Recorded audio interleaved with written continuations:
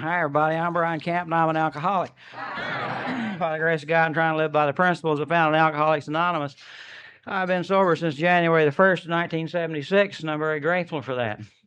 I don't know how many days and hours and months and minutes and seconds, and I get confused. I was driving down here, and I think, my God, I've been sober 12 years. And then I got to thinking, no, was it 12 I just celebrated or what? And I got to thinking and trying to figure, I thought, my God, it's 15. And, it's hard to believe. I've got a friend of mine. You can tell him I said this. Hell, everybody else does. He's a little short Jewish dentist that lives in Dallas. And he makes a lot of noise when he talks.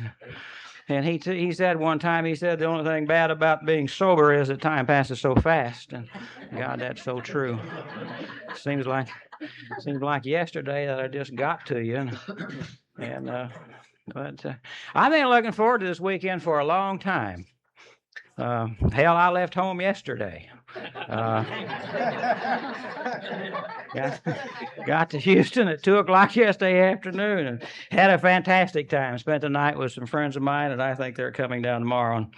And I've been, as I say, been looking forward to this weekend for a long time. I know a lot of people in this area, and I've met some people that I didn't know would be here, like Swede and some others, and a lot of nice new people, and I'm looking forward to tomorrow.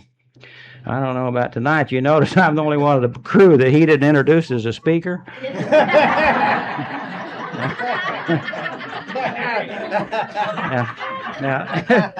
Now that'll do something for your humility. I don't know. But anyway, so I don't know. I just stand up and let fly, and I don't know where it is, but at any rate, I'm going to have a good time. I don't know about you, and I hope I stay sober, and I hope nobody out there gets drunk on this deal. But at any rate, I'm looking forward to it, and I think this is probably the largest group anniversary that I've ever seen or been to, and I think it's just a fantastic thing. My little home group, is just 16 years old next month. So when I see groups that are around for 43 years and 25 years, it tells me an awful lot about the people and about the town and the community and about Alcoholics Anonymous, and I'm just tickled to death to see that. I've always been very envious of people who stand up in front of other people and make their AA talk and very succinctly tell what it was like when they took their first drink. And I hear them, and they talk about the burning sensation when it goes down and it hits your stomach and it goes boom, and then it runs down your legs and ends up in your toes and it just plants you there, and I've been so envious of that, and I just wish something like that had happened to me. But it didn't. I don't remember my first drink. I do know I got drunk. And I passed out, and I woke up the next morning, and I was sick, and I was hungover. And my mother tells me I was a year and a half old. I thought a lot about that. They were having a party, and they had made, it was during Prohibition, and they had made some bathtub beer, some homemade beer, and had this little party and invited people over, and I was old enough just to toddle around, and they thought it was cute, and they gave me a little sip, and first thing you know, I was laying on the floor. And I came to Alcoholics Anonymous 45 years after that and was doing exactly the same thing. I've done a lot of thinking about that first drunk. And I wondered about it. We hear in Alcoholics Anonymous people talk about when you cross that invisible line from social drinking into heavy drinking into alcoholism and all of that, and I wondered if that's when I crossed it. I went through social drinking and heavy drinking and alcoholism just like that, and I missed social drinking entirely, I guess. But I've also wondered, too, about the second part of of the second step, where we have to be restored to sanity. The word restored to me indicates that somewhere along the line I lost it, And I wondered if that's when it was, because I began acting different than other people. I remember when I was 5 years old, and I remember just like it was yesterday, my mother took me to school and enrolled me in the first grade in Indianapolis, Indiana, and left me and went home. And about 10 o'clock that morning, they had a recess. And they let us out in the schoolyard, and I can remember the other children playing a game. It was Ring Around the Rosie, or, one of those children's games where all of the kids were in a circle all running around. And I was standing outside that circle of kids wanting to be a part of that bunch and wanting to belong, and knowing I didn't. And knowing I didn't fit in. So I did what I always did when I felt like I didn't belong somewhere. I got up and I left. So I went back home. And for some reason that bothered my mother, and she grabbed me by the ear and took me back. And she says, "You have got to stay here whether you want to or not." And I didn't like that. So I think right then is when, excuse me, I'm doing a strip up here.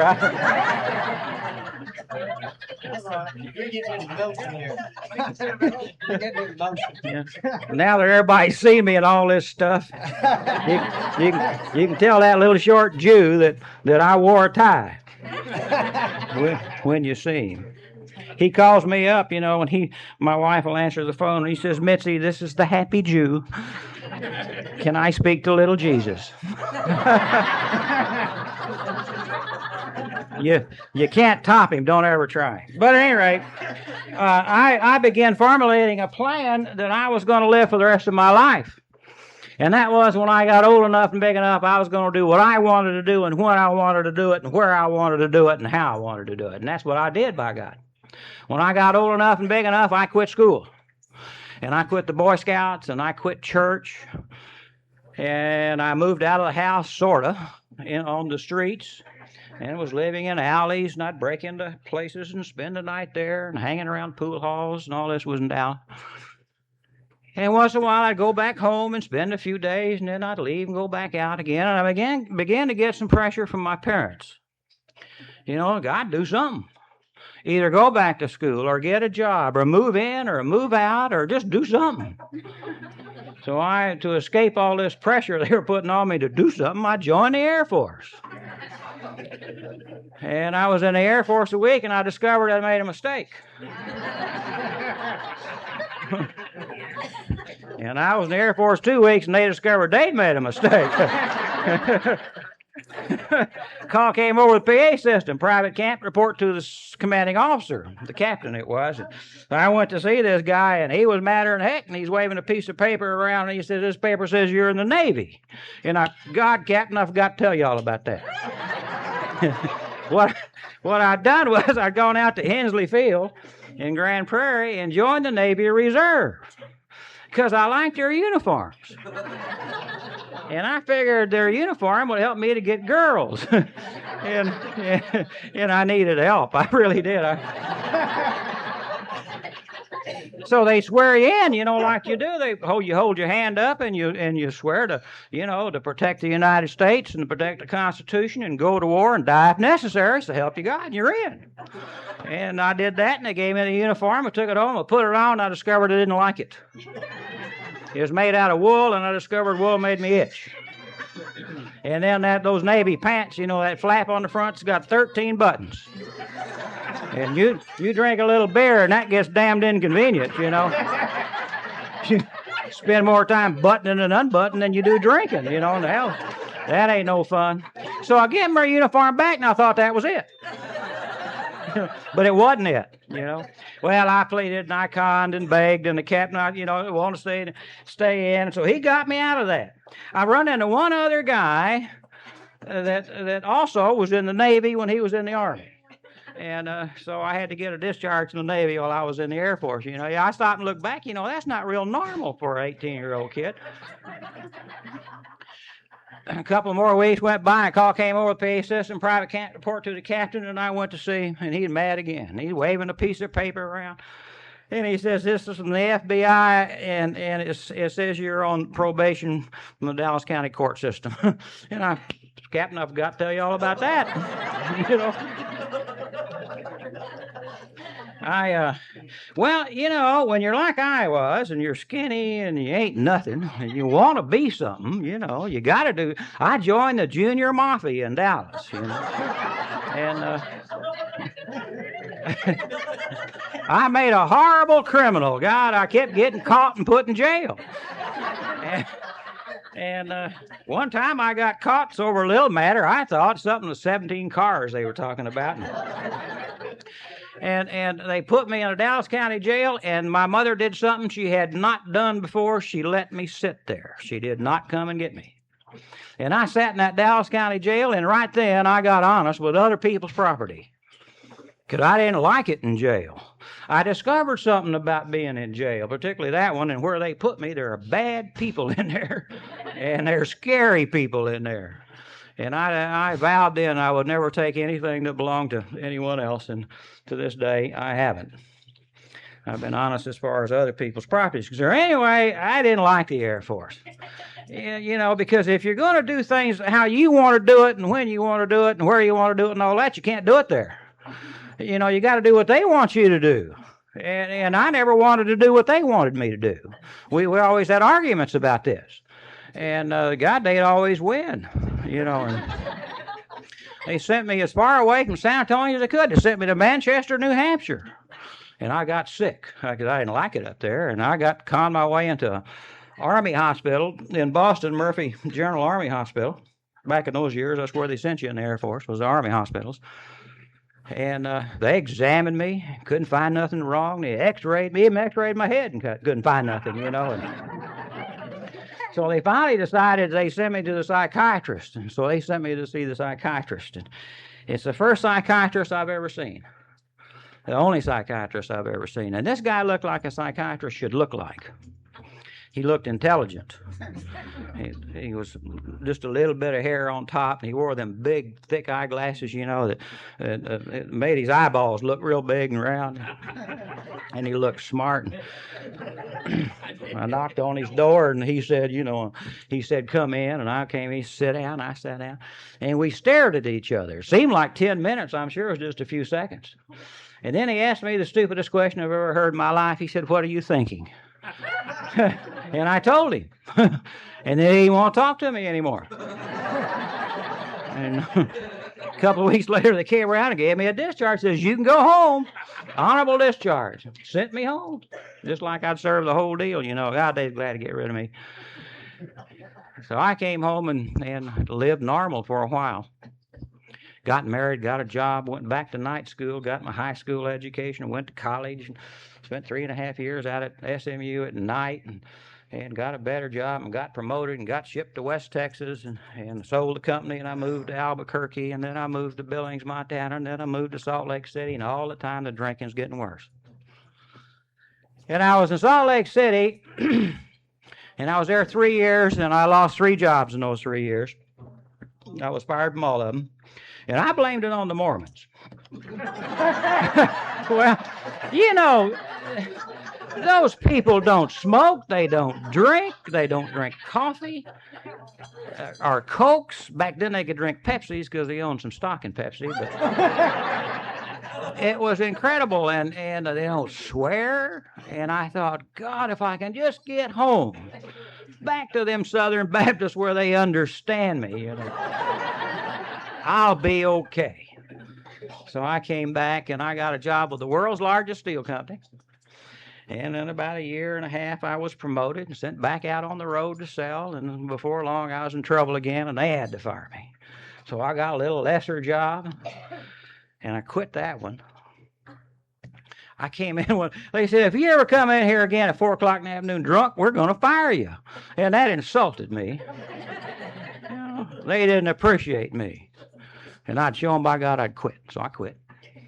Got a little lesser job, you know, and I lost that one. I got fired. And finally got another job. And was just almost, my career was going downhill real quickly, you know.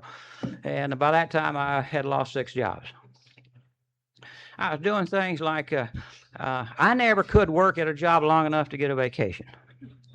My vacations were always in between, and I'd have these big gaps in my employment applications where I would be self-employed, and you have to put something down there, And so my wife, though, always stayed at jobs long enough to get vacations. So one June, she decided she would take the kids and go up to Lake Texoma. My parents had a place up there and spend a week fishing.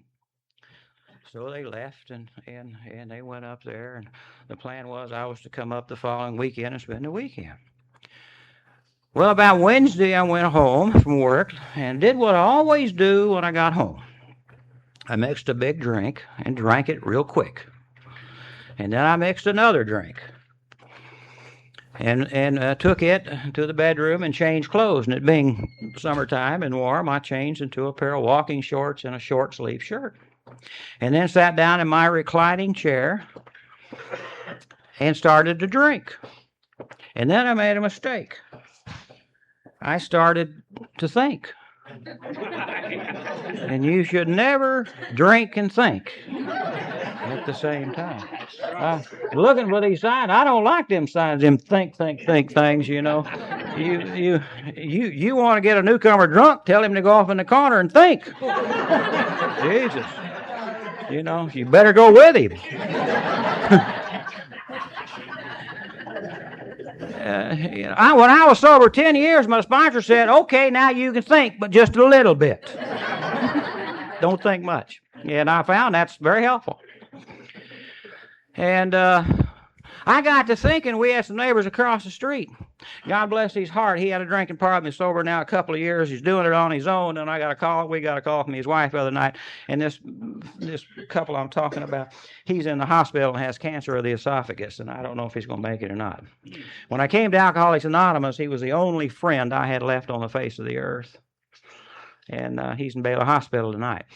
But I got to thinking, he's a traveling guy. He sells furniture, and he's out of town, and she's home, and she's there by herself, and she ain't bad looking. She's a blonde, and she's an ex-American airline stewardess. She got a nice figure. The only thing wrong, she's from Chicago. She talked funny. And, well, I was born there, so I can't hold that against her. And there was something wrong. She had these big, long eyelashes, and she used to flutter them all the time. I always thought she had something in her eyes. And I got to thinking, she's over there, and she's by herself, and she's lonely. And I knew she was lonely because I was. So I thought, well, I'll go over and get something started. So I'll go over and knock on the door, and she comes to the door and says, come in, and I came in. And she said, would you care for a drink? And I said, yes. And she reached under the kitchen counter and pulled out a full fifth of bourbon. And I forgot what my primary purpose in going over there was. Next thing I remember, it was dark. And when I went over there, the sun was way up, and it was dark, pitch dark. And I was laying, there was a light shining in my eyes, and I came to enough to realize it was a street light. And I'd laying half in the street and half in her front yard with that street light shining on me. And all the neighbors out walking their dogs and stuff, there's Brian. So I came to it, and I thought, well, I had broken my glasses, apparently. And I fished around and found what pieces I could find of them. I'd done something to my nose. It was all pushed over on one side, and it was bleeding like crazy. And so I thought, well, I better go home. So I stood up and fell right back down. And I'm a slow learner. I stood up again and fell right back down. I thought, well, hell, I have to crawl home.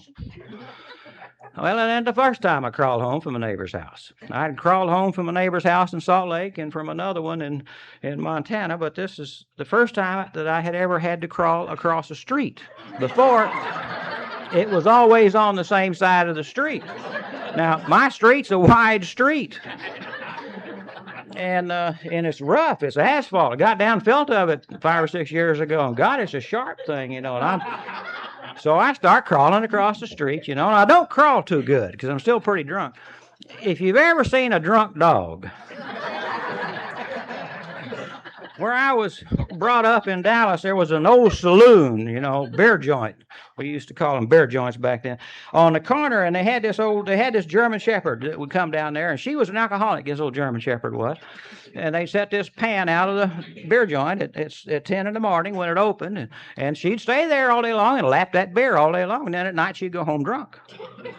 And some nights she didn't walk too good. She toppled over a lot. Well, that's what I was doing. I was toppling over a lot. I don't remember getting home. I do know that when I woke up the next morning, some furniture was smashed, and there was blood all over the sheets, and blood all over the pillows, and blood all over me, and all over the walls in the hall where I had banged, back and forth. And there wasn't any skin on me at all. I was raw.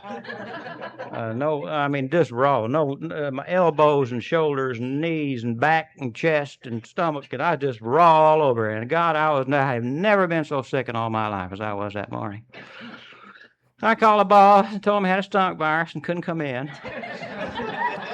And proceeded to try to get well enough to get my glasses fixed, and sober up enough to get to work the next morning. But I got to worry about what I was going to tell her. She's up there at that lake, and I was supposed to go up Friday after work, and God, what am I going to tell her? Because I look bad. And so I start up there Friday after work, and we're cunning people. And I went up, I had my cooler in the front seat with the ice and my bourbon, and it's a big glass. It's about twice as big as this thing. It's like old Bud uses back there. Have you ever seen that tea thing? Yes. It's one of them big things. And that's what I used to drink bourbon out of. And I got up there, it's about an hour and a half drive, and I was skunk drunk when I got there, pretty drunk, and we think quick. Stay out of trouble. I opened the car door and stepped out, and she took one look at me. She said, "My God, what happened to you?" And I said, "Well, I was taking out the garbage." And I heard the phone ring, and I knew it was you. And I was hurrying to answer the phone and tripped over the dog chain and fell on the patio to knock me colder than a cucumber. And she said, "Oh, you poor thing." And I had her just like that. I was sober 3 years before I told her the truth on that. Well, I eventually lost that job, got a real good job, best job I ever had in my life. First year, and I made more money than I have ever made. And then the drinking took over again, and I went to Odessa on a sales trip, and I got out there on a Monday afternoon, and I didn't check into the motel until I made a trip to Pinky's Liquor Store. And any of y'all ever been to West Texas, you know of Pinky's Liquor Stores. And I loaded up, and I checked into a Holiday Inn, and I didn't leave the room until the following Friday. And I got home that weekend, and I called the office Monday morning to check and see, get your messages. And they gave me a message that I didn't work there anymore. So I had lost another job. Well, by that time, I was not only unemployed, I was unemployable. I weighed over 200 pounds. I shook like a leaf. My face was about the color of this thing, this bright red, and all of the veins had broken out in my face. And my blood pressure, according to the doctor, was 200 and something over 100 and something. I was about to blow up in his office. And I had a few appointments that, for a job, but I never would make them until after 10 in the morning, because I knew that after 10 I couldn't stay sober. So finally, I just gave up hope, and I was just home and drinking. I'd go down to the liquor store and buy a half pint and come home and drink it. Then I'd go back and get a pint and drink that. And then after you do that, you get tired and you have to rest. So I'd lay down to rest. And then that afternoon, I'd get up and go back down and write a check, a hot check usually or something, and get a fifth or whatever I could get. And this was going on, and it had gone on for a few months. It was kind of an interesting thing. When my blood pressure was so high, the doctor gave me some pills. A blood pressure pill that had phenobarbital and something else in it, and Valiums. I asked him, I says, "These things, are they addictive?" "Oh no, he says they'll just calm you down a little." Okay, I've taken them for years. And you take that crap, And you drink a fifth or a quart of bourbon every day, and you get weird. And you get real weird. And I fell in love with the Avon lady on a television commercial.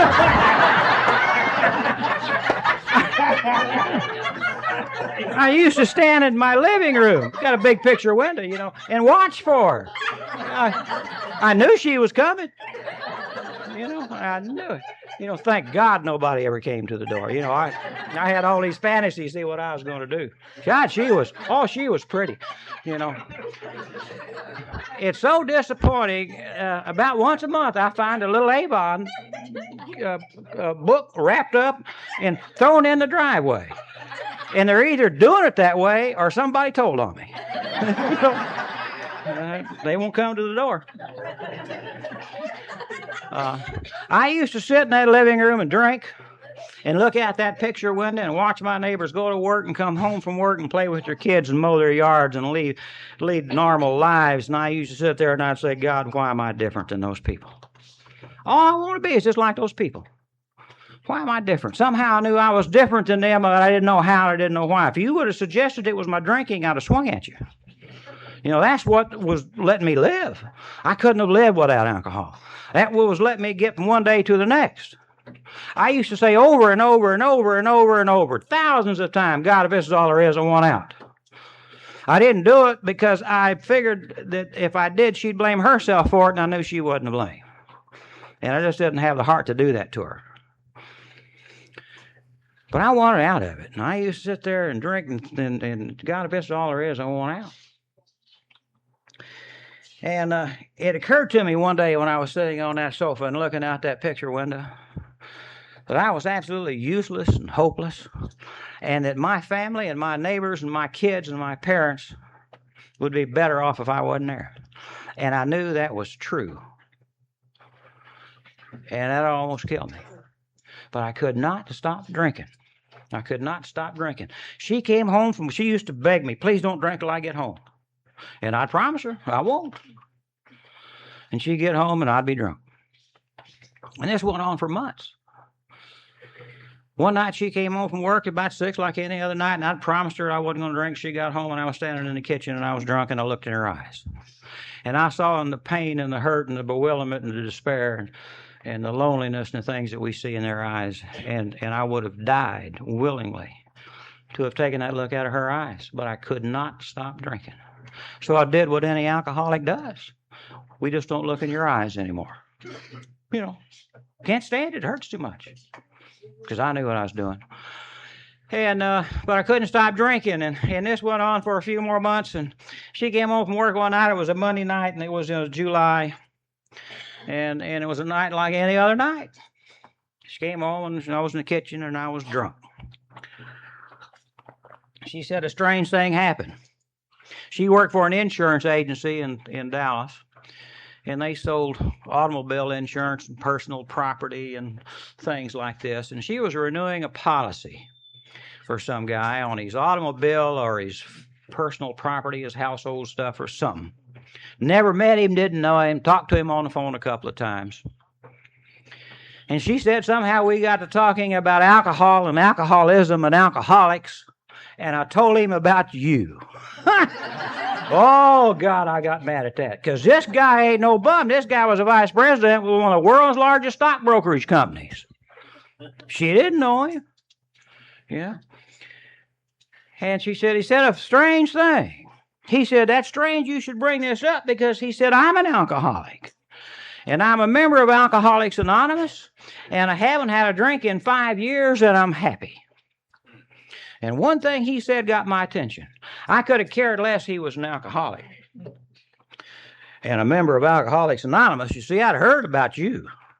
The guy that had fired me last told me about you. We were on our way back. We had gone down to Tyler just to spend the day, and we're driving back, and he suggested I might come to Alcoholics Anonymous. And I said, well, what is it?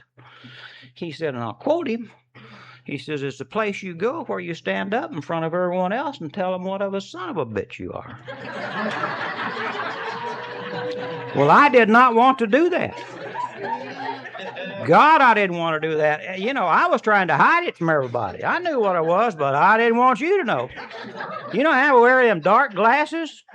You know, because hell, they can see in us. You know, and we know we're trying to hide it. I couldn't look at myself in the mirror because I knew what I had become. And so you know, I wasn't too interested in coming to y'all. And he said, I'd been sober and hadn't had a drink 5 years. And I thought, well, that's a lie. You know, and nobody goes 5 years without a drink, so he's lying about that. But he said he was happy. And that got my attention, because more than anything else on God's green earth, I just wanted to be happy. I didn't want money, I didn't want power, I didn't want prestige, I didn't want nothing. I just wanted to be happy. Because when you're miserable, that's all there is. So I called Alcoholics Anonymous. I looked in the telephone book in the yellow pages under alcoholism and found back in those years with all the groups were listed with the phone numbers, and found the group closest to my house and called. Got a hold of a lady named Joby finally. And I said, my name's Brian Camp and I might have a problem with alcohol.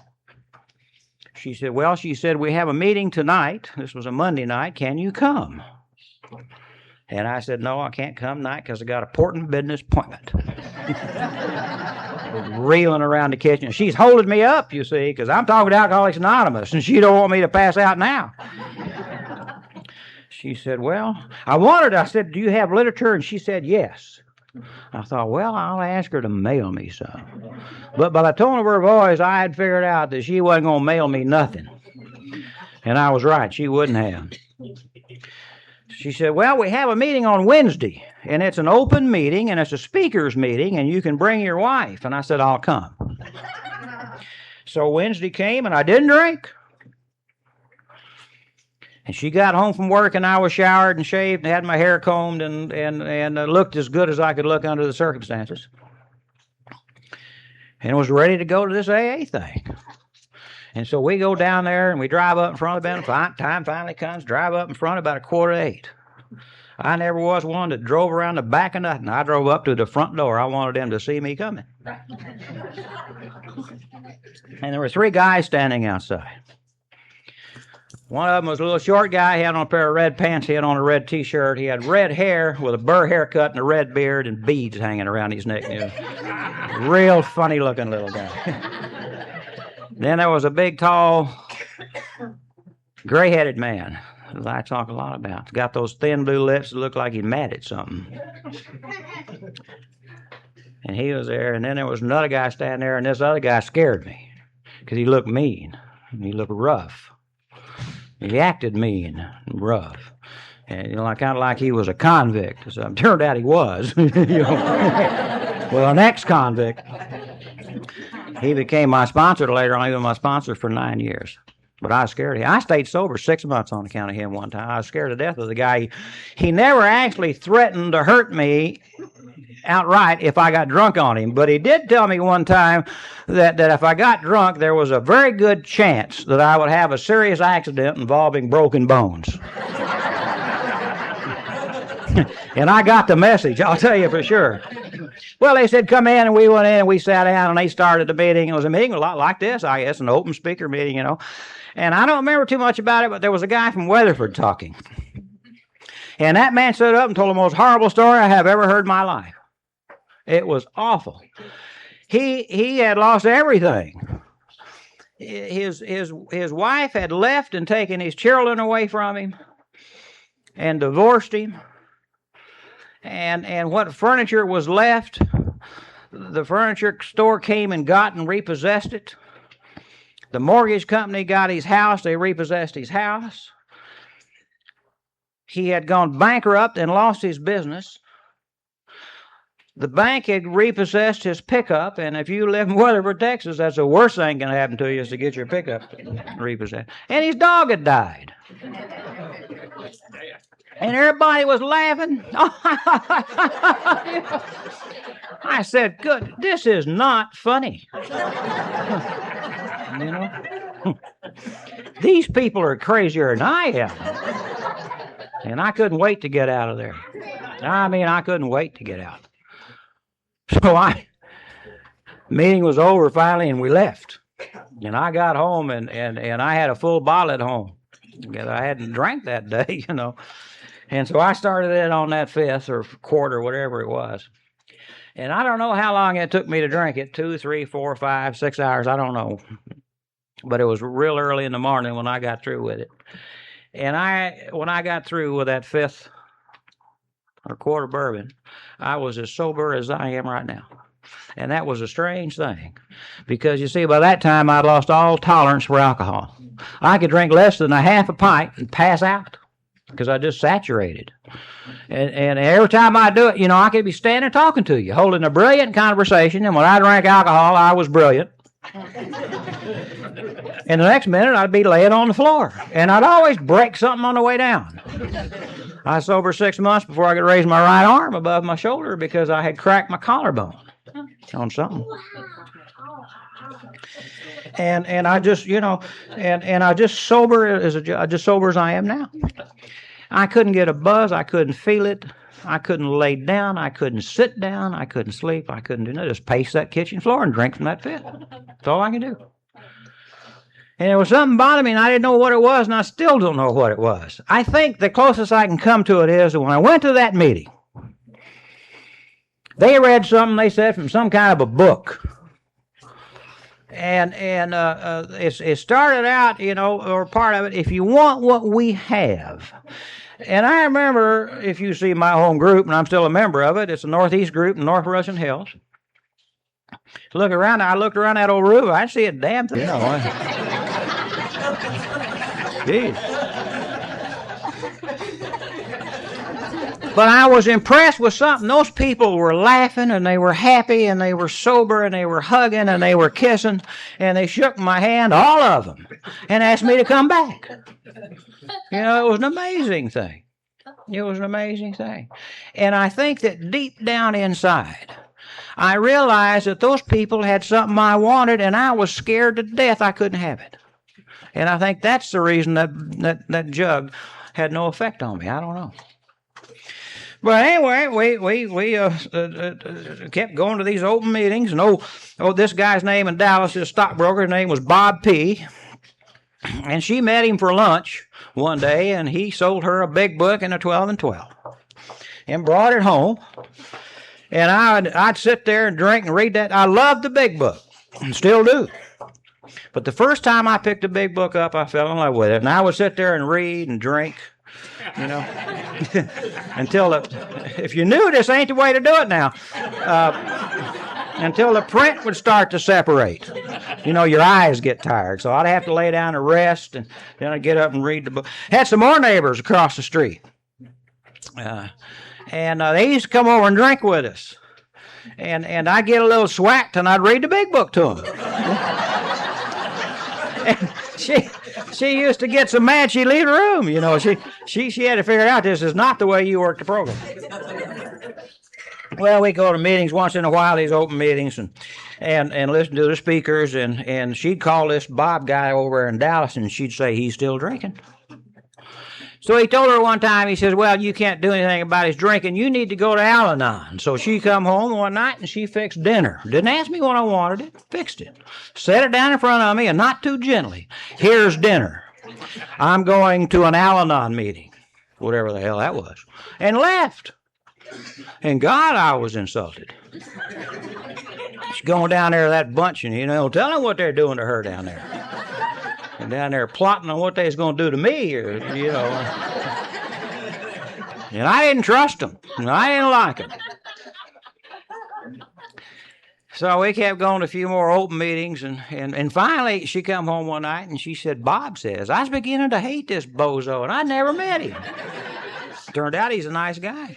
Bob says that you need to go to some closed meetings. And there wasn't any way in the world you get me to a closed meeting. You see, closed to me has an ominous ring to it. And I knew that if you ever got sober in Alcoholics Anonymous, they did something to you, and they did it in these closed meetings. And it was so horrible that the Al-Anons couldn't watch it.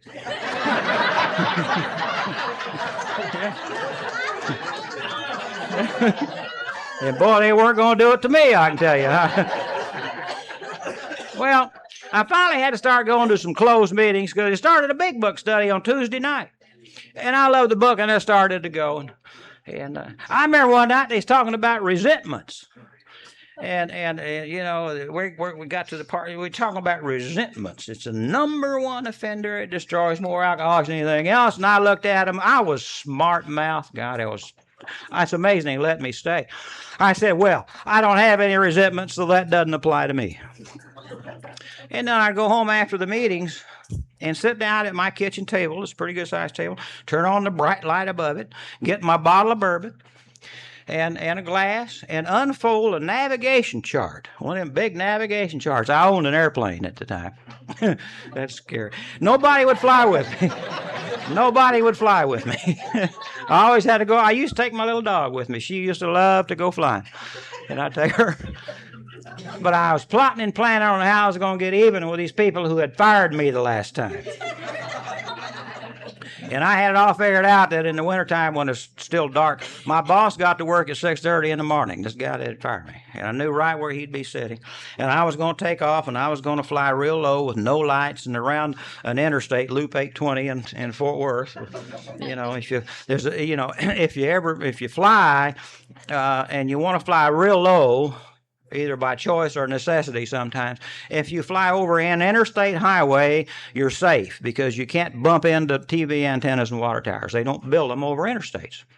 And fly real low and turn and go down just past Six Flags, and you turn south when you get just past Six Flags. And you got to stay low there because you're right under the final approach to DFW, and you do not want to bump into one of them things. And I could just see it. I spent months planning this, literally months. And I was going to come swooping out of the sky. I could see it, me in my jacket, with my white scarf. And I was going to come swooping out of the sky, and I was going to bomb them. 3 bomb, boom, boom, boom, And it was a brilliant plan. But then I ran into a problem with it. I don't know where you get any bombs. You just don't go to Sears and ask them for bombs. It scares their clerks. It really does. Well, I kept going to a few more of these meetings and go home and drink. Thanksgiving came and I missed it. I was too drunk to eat. Couldn't even stand up. Christmas came and I missed that. And it's custom, or still there was a custom in of the group, that the founder of the group, who was the ex-convict, and the group was small then, always had a New Year's Eve party in his home for the members of the group and their families. And they had invited me. And I said, no, I can't come because we had a big party planned. Up until about 8 years ago, I thought we had a party. Then I learned, no, it was just her and me. And then it was just me. My little step-granddaughter fallen and hit her head and had to go to the hospital to get her head sewed up. So she left to meet them at the emergency room, and it was just me sitting there in my reclining chair, and I was drunk. And I was saying, once again, God, if this is all there is, I want out. If this is all there is, I want out. And I knew I hadn't tried AA. I'd gone, but that's it, I heard a guy say one time, and it is so true, that just sitting in a meeting of Alcoholics Anonymous no more makes you a member of Alcoholics Anonymous. Sitting in a chicken coop will make you a chicken. You've got to do the things. And that's true. Well, I decided then, I just made it a simple decision. And it was a simple decision. I'm going to live or die. That was it. Do I want to live or do I want to die? And I had decided that I was sick and tired of being sick and tired. That's an old saying, and it sounds trite, but it's so true. I was sick and tired of being sick and tired. So I decided to give AA a try. And I didn't think it would work. But I just became willing. And the next morning when I got up, that January the 1st, I started doing the simple things they told me to do. And I started going to meetings, and I finally, I had trouble with the first step. The first step caused me an awful lot of pride. I did not want to be an alcoholic. I knew my life was unmanageable. I had known that for a long time, but I did not want to be powerless over alcohol. And I fought it, and I fought it, and I read books. I was sober 3 months one night, and I asked the old gray-headed man with the thin blue lips. Or I told him, I said, I don't know if I'm really an alcoholic or not. And you know what he said? He said, why don't you try some controlled drinking? That was a shock. You know, that's the first time anybody suggested I drink, you know. Up till then, it was stupid stuff. Put the plug in the jug. And I'd say, nobody does that. You just don't do that. Besides that, my jugs don't have plugs. They've got caps. Told you I was smart. And I take them caps off and lose them. You know, somewhere there are hundreds of caps laying around my house. So I got to thinking about it. Now, on the way home, I looked at my wife and I says, I'll be darned if I'll get drunk on account of that old buzzard. I didn't call him a buzzard, I called him something else. You got to watch them old gray-headed men. They'll trick you. You know, I hated that old man. I hated him. I've learned to love him. Saw him Wednesday. God, I love him. I truly love him. And I miss him. He's moved away to another part of town. He doesn't come to the group anymore. But Lord, I miss him. But I hated him. He sit me down. They weren't nice to me when I came into Alcoholics Anonymous at all. He sat me down one night and he said, listen, he said, what we've got here is free and it's a gift. And if you want it, we'll give it to you. He said, but it's a priceless gift and there's not enough money on earth to buy it. If you want it, we'll give it to you. And if you don't, there's the door. We will gladly refund your misery. And that's the way he talked to me. He told me one time, he said, you're stupid. He said, why don't you read the black parts of the page and leave the white parts alone?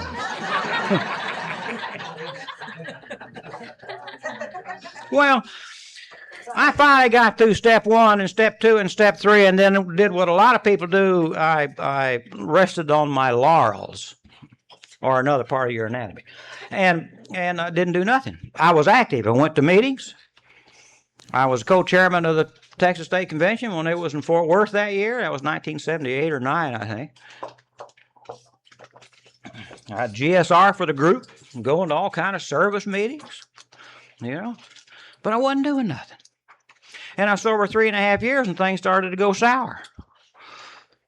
I had a job. I didn't like the job. They didn't like me. I didn't like them. And I was depressed.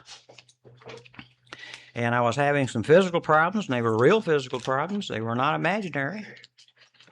And I found myself thinking once more, if this is all there is, I want out. You know, something ain't working. So one night after a meeting, I did something I had never done since I had been in AA. I asked my sponsor for help. We was standing next to the podium, and I said, Roy, I'm not going to work tomorrow. I don't feel good. Can you come over and talk to me? I need some help. And he said, yeah, he could. And the old tall gray-headed man with them blue lips standing here, and he overheard this, and he said, I'll come too.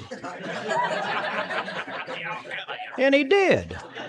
Well, they came over, and at 8 o'clock, knocked on the door, and I'm standing, you know, you heard David A. talk. I had on an old robe, and David talks about this old kimono that Gracie used to wear, and I had a robe like Gracie's kimono. It was old. It was about 5-6 years old, and I had drunk in it. You know, had bourbon and stuff spilled all over it, and coffee spilled all over it, and I smoked back then, and cigarette holes had been burned in it, and the dog had chewed on it. It had never been washed.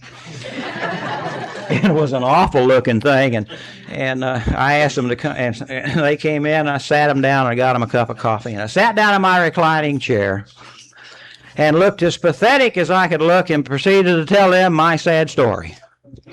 And you know what the old, tall, gray-headed man said? He said, why don't you write your damned inventory? And I said, because I'm depressed. And if I write it, you got to think quick. If I write it, I might get drunk. And you know what he said? He said, we don't care. He said, you're better off drunk now than the way you are now anyway. And then they got up and they left. And I was sitting there just burning up. God, I was mad. All I'd done for them, and they didn't care if I got drunk. I thought, I'll show that old fool. I'll write the thing. I'll show him. Then I'll get drunk and he'll be sorry. So I got a pencil and piece of paper, and that's the hardest part of writing your inventory. Finding a pencil and paper. And sat down and proceeded to do it exactly the way the big book told me to do it. It's the only way I know to get well in AA, for me, is to do it exactly the way the big book tells me to do it. And an amazing thing happened. First time in my life, I tried to look at me, and when I got through, I felt a little relief. And I felt better physically, and I felt better mentally. And my depression wasn't so bad, and I thought, heck, I'll go to work tomorrow, and I did. I got up and I went to work. First chance I got, I took step 5, and then 6, and 7, and 8, and went all through the steps. And that's the way. That's just all I've been doing. You know, my program is very, very simple. I've learned to live one day at a time. And I just keep it real simple. Stop reading between the lines. Read the black parts and leave the white parts alone. And just do those things. That old man sat me down one time. He said, if you want what we've got, we'll give it to you. But then he said something after all that. He said, but if you get it and you take it, then you've got to do something. And I said, what? He said, you got to give it back. I said, well, how do you do that? He says, you'll know. Stupid answer, but I did. I knew. See, so I've just been doing those things. Being sober in AA is fun. AA is not boring. The people are interesting people. You're not boring people at all. None of you. When I think AA has taken so much away, maybe taken more away from me than it's given to me. When I came to Alcoholics Anonymous, I had terrible fears. I used to wake the whole family up in the middle of the night. I'd be sitting straight up in bed, screaming for help. At the top of my lungs, screaming for help. Just terrified. Don't know what, but just terrified. And all of those fears have left. I have the reasonable, normal fears that people have, but those unreasonable fears are gone. And I had a terrible inferiority complex. Outwardly, I was as good or maybe even better than you, but inwardly, I knew I didn't measure up to anybody. And since coming to AA and trying to practice these principles, the steps, and the traditions in my life, I have become an equal. I've become an equal. That happened around the 5th step or the beginning of the 5th step, where I felt like for the first time in my life I truly belonged. And there was a place for me here and a purpose for me here. And I can stand on my own 2 feet and look any human being, I don't care who they are, eyeball to eyeball, and know I'm just as good as they are. No better, but no worse. See, it's made me an equal. Made me a member of the human race. That's one of the greatest things that ever happened to somebody. I had a terrible problem. I had buried it in my subconscious. And up till I was 15, I stuttered badly. And I had been sober 3 years, something around in there, and heard a speaker talk one time about his stuttering and about the feelings that he had when he stuttered and how they treated him. And all that stuff came back. I started to remember all that stuff. And I remember the humiliation and the shame. I can remember the teacher trying to make me stand up in class and read, and I couldn't read. Everybody laughed. And the kids teasing me. And, I learned hate and rage and anger and all that real early in life. I stabbed a kid one time when I was 12. He was teasing me about my stuff. I stabbed him with a pencil, put him in a hospital. And didn't even remember doing it. I was so mad. And I was able to deal with all that. And all that stuff went away. Just went away. And I was able to deal with it. And I had no faith when I came to Alcoholics Anonymous. I believed in God, but I had no faith that God was going to do anything for me. When I was living in Salt Lake City, I was on a trip to Missoula, Montana. I got a phone call one morning about 7 o'clock, and it was my wife, and she told me my little brother had been killed in an automobile accident in Dallas, single car accident. He was 32 years old, left 4 little kids, 3 in diapers. And I drove back to Salt Lake City from Missoula and laid my head to call my mother to find out what happened. I laid my head down on my wife's lap and I cried and I said, "For his God, he's a mean one." Completely lost faith in God. And Alcoholics Anonymous has given me that faith back. And it's taught me that God is truly a loving God. The way the fourth tradition spells it out. A loving God, second tradition. A loving God as he expresses himself in our conscience. And God has become a loving God. And, there's no question in my mind that God's doing for me what I can't do for myself. Because on my own, I can't do nothing. Never could. Never could. Anything I am today, you people have made me. Couple of quick stories, and I'll sit down and I'll shut up. I can never leave Alcoholics Anonymous, and I'm going to tell you why. A judge told me to tell this story every time I talk. I can never leave Alcoholics Anonymous. For anything. I have seen people come into my group and they stay sober a year or 2 years or sometimes 3, and then a friend or a spouse or a minister or a rabbi or a priest will say, "Look, you don't have to go down there and hang around with them nasty old drunks. You just come back to church and get active in church and you'll be okay." And I've seen them leave AA. Now, don't misunderstand. I am not criticizing religion. I support religion. But I can't give up AA for religion. I can have both. But I've got to have AA, and here's why. If I gave up Alcoholics Anonymous and went back to church, and the day would come, 6 months or a year or whatever, I would walk into a Sunday school class one morning, and they would look at me and they'd say, "Brian, how are you?" And I would say, "I'm depressed. I'd like to get drunk. I'm thinking of committing suicide, and I've got sex problems." And they wouldn't know what to do with me in Sunday school. But I can walk into any AA group in the world and say, I'm depressed, I'd like to get drunk, I'm thinking of committing suicide, and I've got sex problems, and everybody in the room identifies.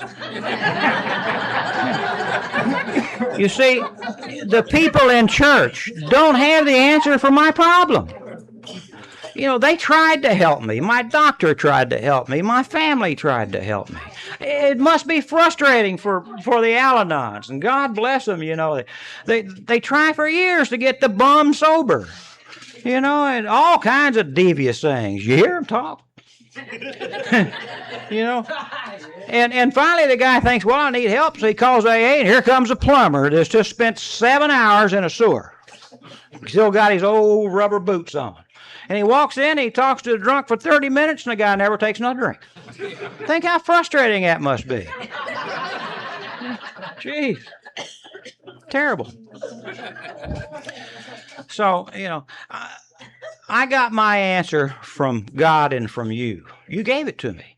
And if I'm going to keep it, I have to keep coming back. It's just that simple. I can't leave. If I want to live and if I want to stay sober and I want to keep what I have to keep coming. Now, one little short story and quit. I am fortunate enough. I have a few years ago purchased a place in Colorado, in Crested Butte, and it's what they call high country. It's about 9,500 feet, and I love to get out and poke around the old mines up there. There's a lot of old mines in that part of the country. There's one rather large silver mine that I was trying to find and trying to get to, and it's way up on this mountain. And I knew about where it was, and there's an old mining road that kind of leads up there. And I thought, well, I'll try to get up to this thing. So I started out one day. And I got about 30 yards, and the first 30 yards are the steepest part. Now, I'm up above 10,000 feet, and it had only been about a year since I'd been off cigarettes, and I'm not young, and I got to huffing and puffing pretty bad, And I gave up. I said, I can't make it. I just can't make it. So I gave up, and I stopped, and I got my breath back, and I thought, well, maybe I can go a little further. Let's just take it a step at a time and try. So I just took it a step at a time, and I started again. And I reached another steep spot, and I gave up again. I was standing there gasping, and my legs were hurting, and I sat down on a rock, and I just gave up. I can't make it. And I looked up and I saw how far I had to go, and I knew I couldn't make it. But then I did something else. I looked around and looked down. And my Jeep was just a little bitty speck. And I thought, my God, I've come a long way. I've come a long way. This is a true story. It's corny as hell, but it's true. I said, look how far I've come. A step at a time. And a step at a time, I made it to that old mine. It's the Augusta mine on Augusta Mountain. And it's about 11,500 feet in the Elk Mountains in Colorado. And I've done things like that. If you're new in AA, and if you're having problems and you're discouraged, don't give up. Take it a step at a time. Take it a step at a time. And don't look at how far you have to go. Turn around and look how far you've come, and you'll be amazed. And I promise you, if you'll just do this, your life will change, and it will change remarkably.